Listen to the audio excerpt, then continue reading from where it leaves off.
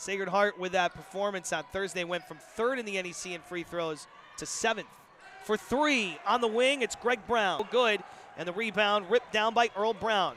Numbers for St. Francis. Brown to Malik Harmon for 3. Wow. St. Francis now 3 for 6. With a couple with 3 threes. Evan Kelly inside and skims. There's Kane Broom. Underneath for Filip Nowitzki. The reverse lay-in for Big Filip.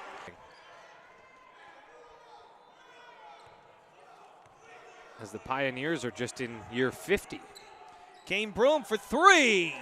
And he brings Sacred Heart. Tips it back to Falzon. Incredible work on the glass by the Pioneers. Robinson, the scoop. It's good. And 1. Chris Broom almost dribbled the rebound over to a teammate. Instead, it's Greg Brown in transition, kicking out. And a 3. Pretty good year. Just 28 and 3. In one of the toughest leagues probably going in the Northeast, maybe the nation. Yeah. Defending Glowiak well, trying to deny the shooter. Kelly feeds it inside for foul zone. The turnaround. Great take. Good. St. Francis with a possession to start. Malik Harmon, the teardrop in the lane over Jordan Allen. In transition, an alley-oop thrown up by Gaetano gets blocked and off to the races. It's Malik. The Pioneers have just been unable to penetrate this zone. Evan Kelly for 3, and boy did the Pioneers. I've seen him all year. 13 for Kelly, and the Pioneers trail by 4. Up and under by Earl Brown on the reverse. And it's back to Robinson, fights to get the possession. Glowiak for 3, and it's off the mark. Robinson cleans up the glass and 1. Hard offense. You find Chris Robinson, a guy who played 1 minute on Thursday and then hadn't played at all in almost a month. But then Ben, I think the Pioneers would like to see that production go up. And maybe today's the day he goes off in the second.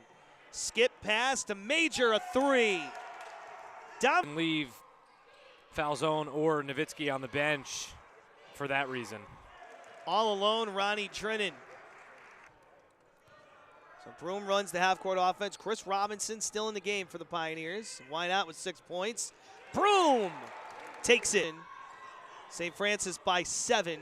Could have been Pioneers down by 5 with the possession. Davon Barnett gets inside, gets 2 right back. 6. Thanks a lot, Randy. Here with Chris Robinson. Chris, we haven't seen much of you of late, but today you were a real spark off the bench. Talk about what it was like to get out there and contribute. It was just a good feeling to be out there on the court because the beginning of the season I didn't really play too much, but now I just came out and gave my all, so it was pretty fun being out there.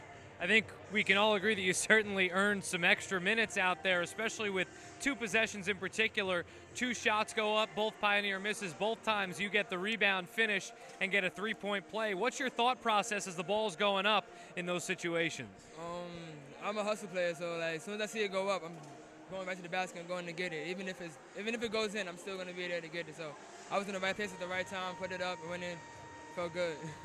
Awesome. So not the result perhaps the Pioneers wanted. They get another crack at the Red Flash just 6 days from now, and hopefully we'll see more of this guy, Chris Robinson. Back to Randy. We'll have Coach Latina in just a little bit. Thanks, Randy, here with Coach Latina. Coach, not the result you wanted, another single-digit loss, but you continue to grind away. There are still some bright spots. First, your initial reaction to the game.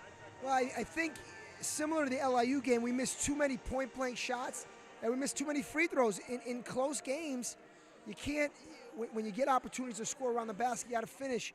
I mean, we probably had 4 or 5 3-point plays. Instead of getting 3, we get 1 because we missed the layup, and then we get a 2-shot foul and we make 1 or 2. So free throws and layups, as ridiculous as that sound, we have to convert on a higher percentage. And our defense let us down today as well. We've been good defensively, and we let them score too easily. You got into some foul trouble. You had to mess with your rotations, I'm sure a little bit more than you would have liked. But we did just speak to Chris Robinson, who offered some excellent minutes off the bench, in particular those 2 possessions where he was just a bull, getting 2 offensive rebounds and then finally ending it up with 3-point conversions. What was the thought process getting him involved in the rotation, and what did you see from him? Well, we told him yesterday that we're going to play him. You know, one of the things, Chris is a wonderful kid, and he's worked very, very hard, and he's maintained a tremendous attitude despite not playing much and not getting much of a chance. So I felt like the time was right to give him an opportunity. So he knew going to the game he was going to get a little bit of opportunity. You know, we were counting about 6 to 8 minutes, and he got a little bit more than that because he produced, and he gave us good energy, and energy was something that we were lacking. So I'm happy for him because hard work does eventually pay off, and he's really worked very hard.